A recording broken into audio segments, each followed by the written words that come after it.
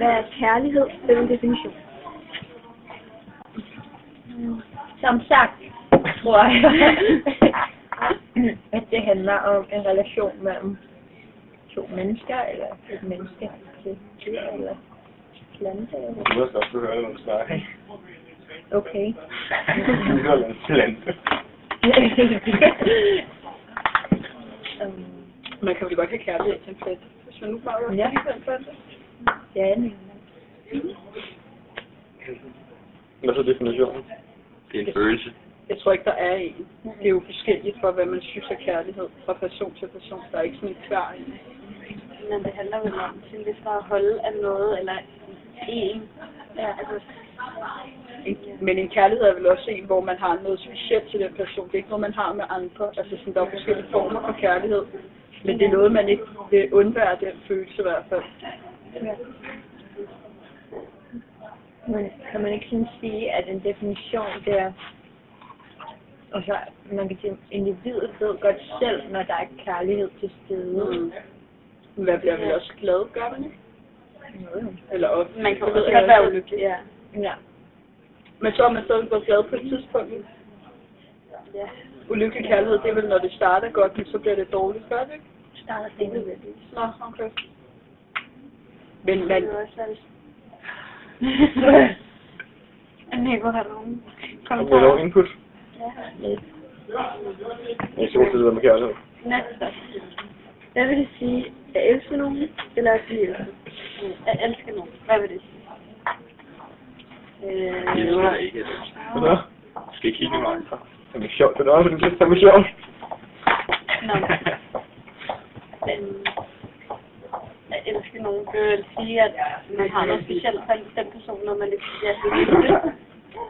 Det er noget personen. Ja. Man elsker jo også sin familie. Ja, man kan jo elske jer på mange forskellige måder. Det er ligesom noget, man er født på en måde til at elske nogen. Jeg ved ikke. Ja, fordi man har noget bestemt. Det er noget, man savner, når man er væk fra det. Ja, det er rigtigt. Det er faktisk meget godt. Noget, man savner. Det er faktisk det, det hvad man siger, at blive elsket.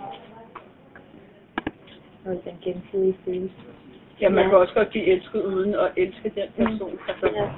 Når man møder den anden savner. Ja. Lad os Det er for noget værd.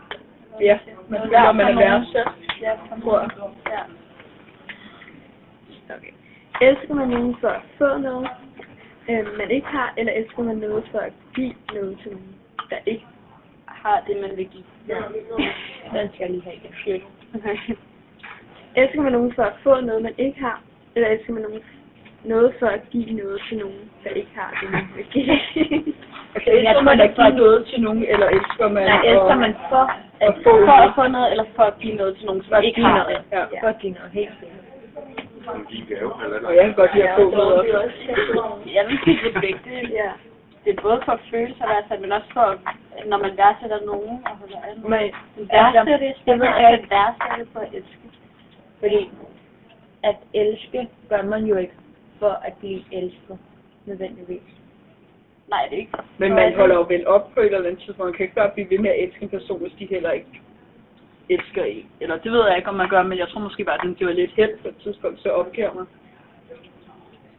Det kunne se, at kærlighed.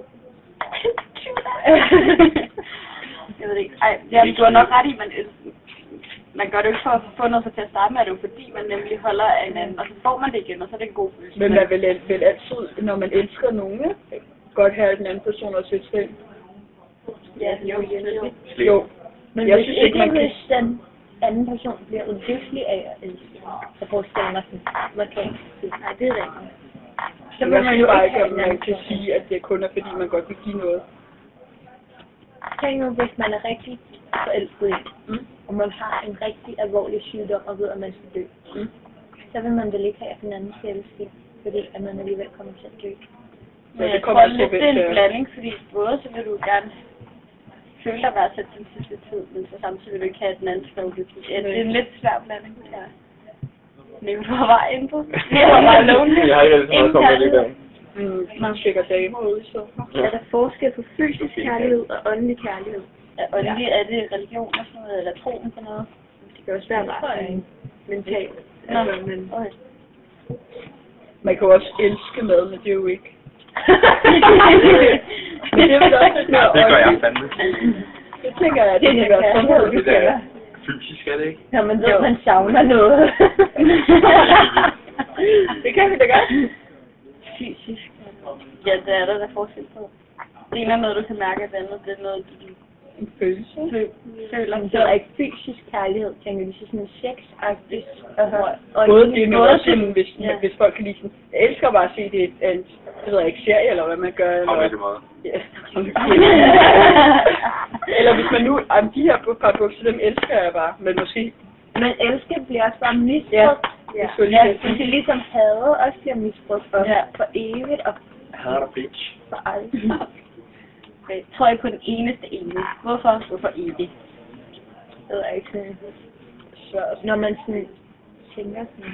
Men hvad Så vil betyder man jo det ønske, at ene? den eneste ene er sådan den der sjælepartner. Men tror ikke, at man kan have det forhold til flere mennesker? Altså i det øjeblik, eller tror man automatisk. Ja, man tror nemlig, eller føler det, så det findes i den stand, at man føler det.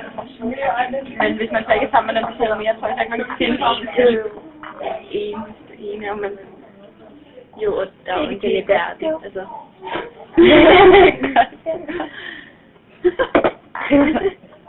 Men jeg tror, at der er sådan bestemte personer, man altid vil have noget mere for end andre. Ja. Nå, men lad hvad det var det? Så må godt.